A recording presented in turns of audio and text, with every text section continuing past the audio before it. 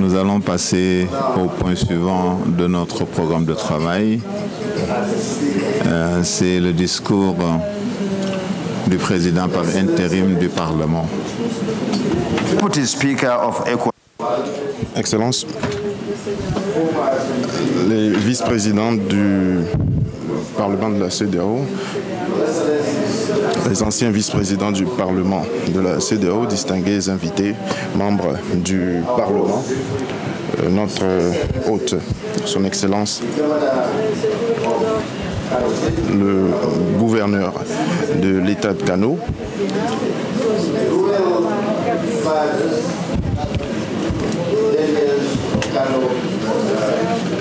l'émir de Kano, qui est parmi nous,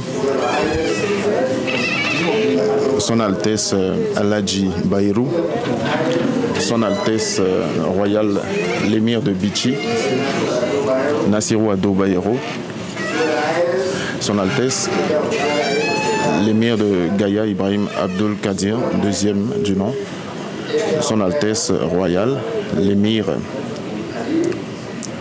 de Gaïa, Dr Ibrahim,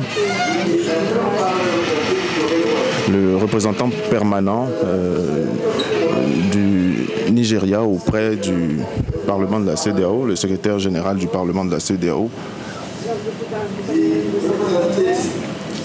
le représentant du président du parti au pouvoir, Dr Mati, le président de l'APC dans l'État de Kano, Aladji Abdoulaye, distingués invités, mesdames et messieurs.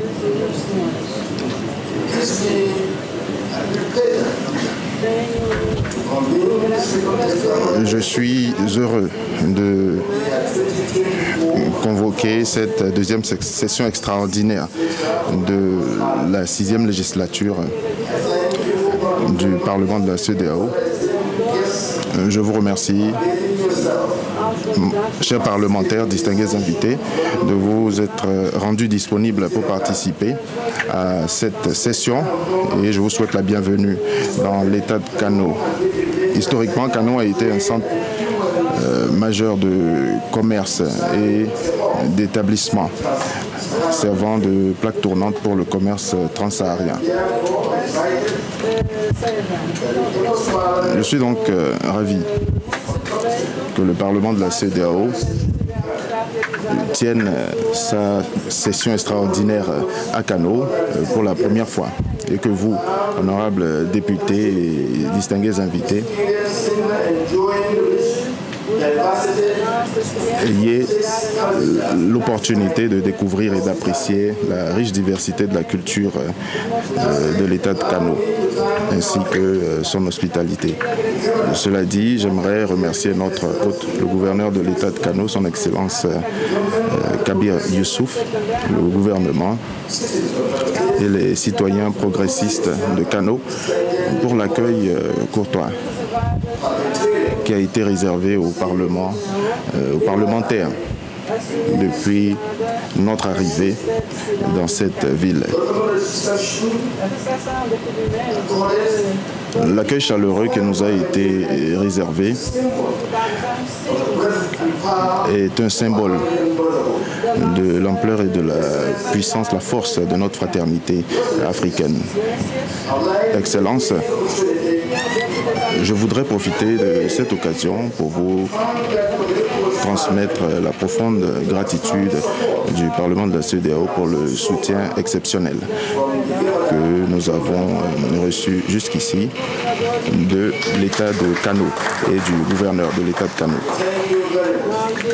Nous vous disons un grand merci.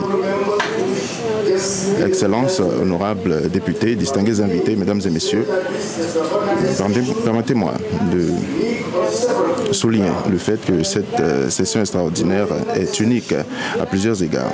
Au cours de cette session, nous aurons à tenir des délibérations et à adopter 3 instruments très importants qui auront un impact sur les progrès et la mise en œuvre efficace de notre mandat. Il s'agit tout d'abord du règlement intérieur de la 6e législature qui a été reporté.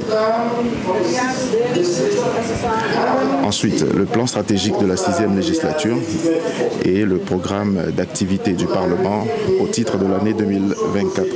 Vous conviendrez avec moi que notre règlement intérieur est extrêmement important, en ce sens qu'il nous permet d'agir de façon efficace et qu'il nous sert de guide, réduisant ainsi les risques que nos actions et nos décisions soient contestées pour des défauts de procédure. Le plan stratégique, quant à lui, servira d'outil essentiel et indispensable pour garantir que nos programmes et activités sont directement liés aux objectifs institutionnels et stratégiques de la CEDEAO. En ce qui concerne le programme d'activité, il déterminera l'ordre du jour de nos engagements pour toute l'année. En outre, cette session nous fournira l'occasion de délibérer et d'apporter de nouvelles perspectives sur des questions urgentes pour la région de la CEDEAO et de formuler des recommandations sur la manière de parvenir à la paix, à la sécurité, à la stabilité. Excellences, honorables membres, distingués invités, mesdames et messieurs. Alors que le Parlement s'engage à faciliter la promotion de la démocratie, des entraves ainsi que de la responsabilité au sein de la communauté de la CEDEAO, il est indispensable de disposer d'un Parlement fort. J'ai eu l'honneur de diriger ce Parlement pendant environ 2 mois et je dirais qu'il y avait beaucoup à faire pour affirmer l'indépendance du Parlement dans l'exercice de ses rôles importants de contrôle et de représentation parlementaire. Il est également besoin d'établir une collaboration étroite avec la commission de la CEDEAO et d'entreprendre des initiatives conjointes visant à renforcer la sécurité régionale et à faire progresser le développement.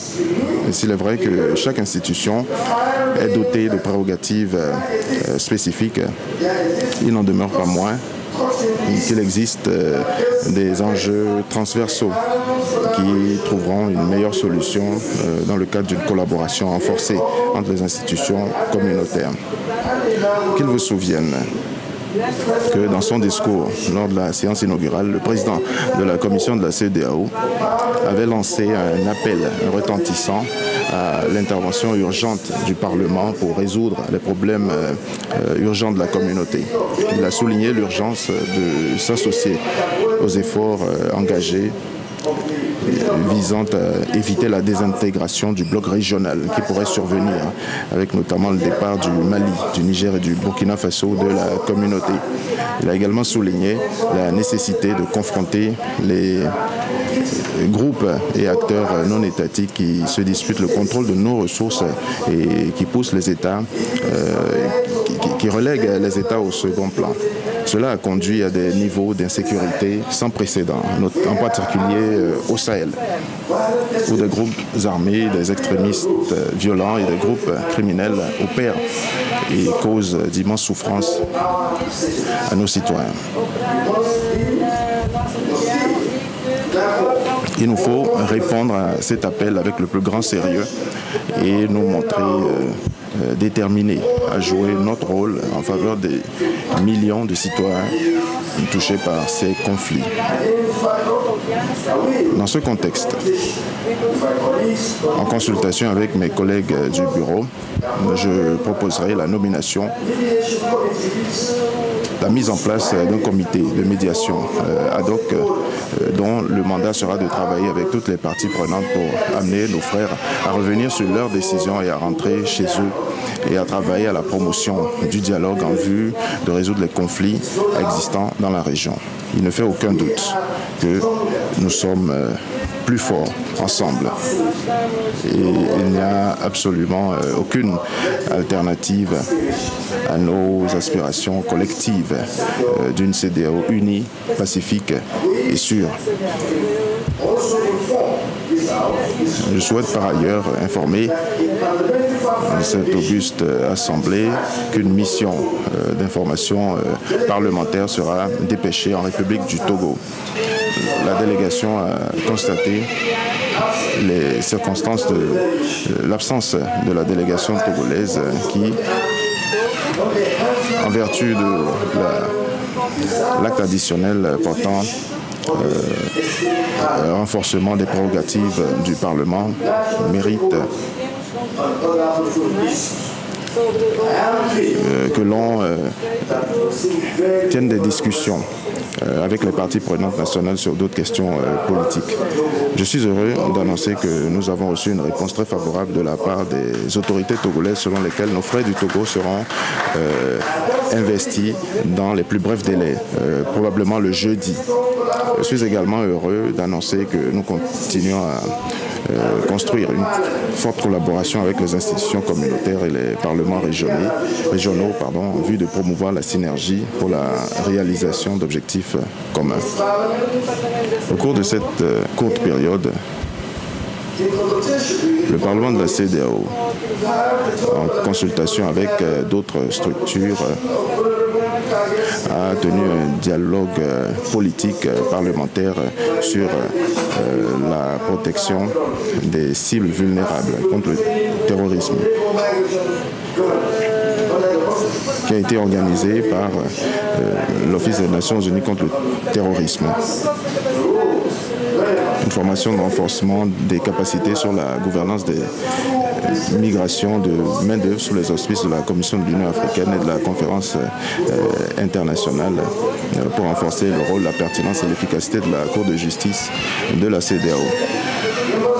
En outre, les membres de l'Association des femmes parlementaires de la CEDEAO ont été invités par l'Institut national d'études législatives et démocratiques pour partager leur expérience avec l'Assemblée nationale du Nigeria sur les modalités de création d'un caucus multipartite des femmes à l'Assemblée nationale du Nigeria.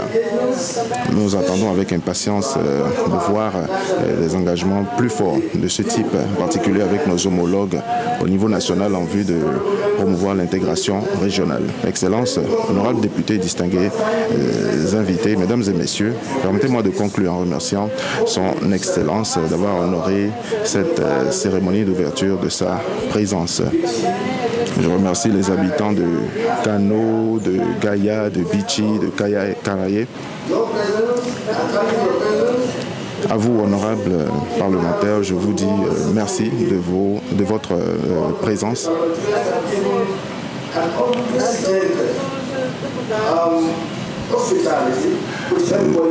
Nous avons pu constater votre grande hospitalité et nous en sommes très heureux. À vous, honorables députés, je reconnais à quel point il peut être difficile pour vous de concilier vos responsabilités au niveau national et celles au niveau régional. Je tiens donc à vous exprimer mes sincères remerciements pour vous être prêtés à faire le travail du peuple. Vos efforts inlassables au service de notre région ne sont pas passés inaperçus. Nous apprécions et saluons vos efforts. En notre qualité de parlementaire, nous assumons d'immenses responsabilités et je tiens à saluer votre engagement envers le service public. Continuons à travailler ensemble, luttant pour le progrès, l'unité et la prospérité de notre région. Car c'est le seul endroit que nous pouvons appeler notre chez nous. À nouveau, je vous souhaite à tous la bienvenue et je vous remercie de votre aimable attention. Merci infiniment.